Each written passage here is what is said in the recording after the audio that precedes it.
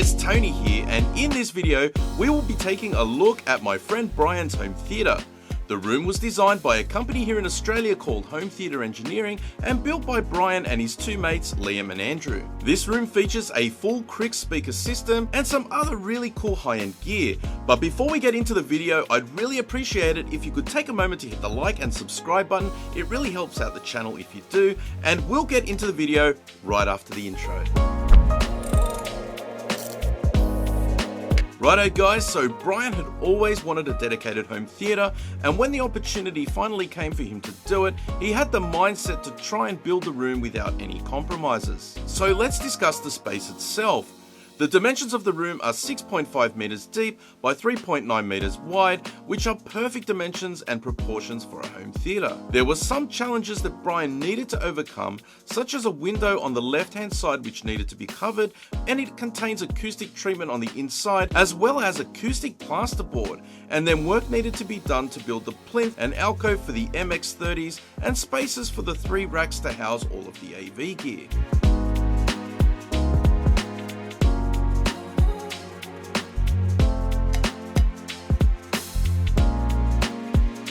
There was also a pocket built into the back wall to house the projector, and the riser built to house the second row of seating. We also have a single acoustic door that replaced the double doors that were there previously. Next we have the acoustic treatment with custom-made acoustic panels from Home Theatre Engineering in Western Australia, which were placed at the key reflection points throughout the room. The rear side surround speakers are actually behind the acoustic panels and are recessed into the walls, with part of the panel being hollowed out to allow the sound to come through it. These movie poster panels help to give the feel of a home cinema, and if you're interested in learning how to make some for yourself, I will leave a link up above to a video that I actually made which shows you how to do it, so check it out if you're interested after this video. We also have some diffuser panels at the back in the center which help to scatter the sound so that the room doesn't sound like a vacuum chamber. Moving along to the carpet, I've never seen carpet quite like this before, which is reactive to UV light. Brian has some black light bulbs in the ceiling which react to the carpet so it glows even with all the lights off. It was imported from the United States and was one of the main things that Brian was insistent on getting into the room. It's yet another feature of this room which really screams cinema when you walk inside. The seating is from row 1, which have 3 points of adjustment with back, head and leg recline. These are on the higher end of seating available here in Australia, and they're made from real leather. Brian is very happy with his choice, especially the neck and head adjustment options. There are 3 in the front, so there is a king's chair or center position with which to calibrate the audio for, and there are 4 in the back row, offset slightly to cater for all of Brian's nieces and nephews and friends when they come over to visit. For the projector, we have the BENQ X12000H, which is a native 4K projector and has been professionally calibrated by Home Theatre Engineering. Brian tells me the difference was night and day between the calibration and the stock image, and all I can go by is what I saw, and I can tell you the image is sensational.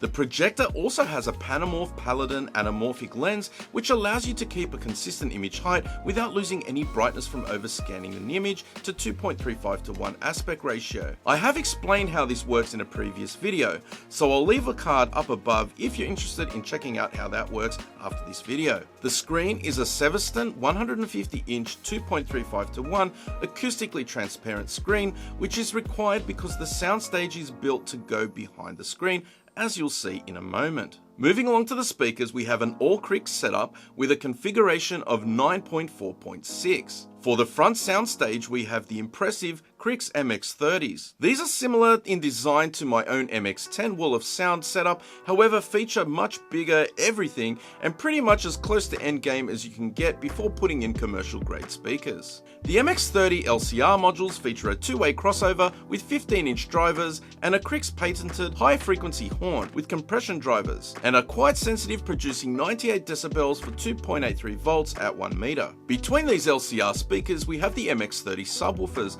which are front vented 18-inch drivers, passive so they require external amplification, which I'll discuss in a little bit. The MX-30 soundstage is designed to create an infinite baffle, and as such the alcove has been made to measure to sit them in the perfect height and distance from the main listening position. The sound they produce is phenomenal. These speakers produce a cinematic sound and feel while watching a movie that needs to be experienced to get a full grasp of what I'm talking about. Moving along to the surround speakers, we have 6 Krix Phonics on-wall speakers, 4 flat for the sides and 2 angled, which have a wedge-shaped design which can be mounted on the wall and angled towards the main listening position, which helps with clearance from the second row. The 2 speakers are mounted on top of acoustic panels, while the side back ones are mounted semi-inside the wall and behind the acoustic panel, so they are hidden from view, while the front wides have a bracket on them to angle them in slightly towards the center position. These surrounds complement the setup perfectly and are a staple in the Krix lineup of SX speakers. Moving along to the height speakers, we have 4 Atmospherics A20s